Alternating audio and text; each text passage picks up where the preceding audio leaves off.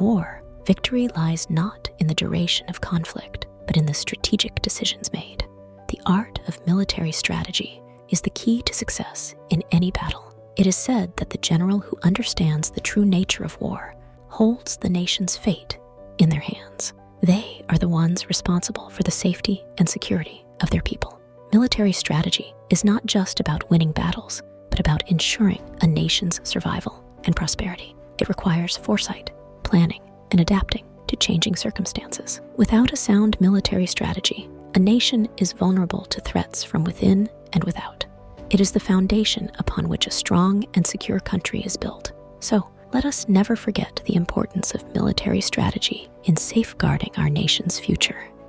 Every citizen must support and uphold our country's defense. Thank you for watching this video. Please subscribe to our channel for more insightful national security and defense content.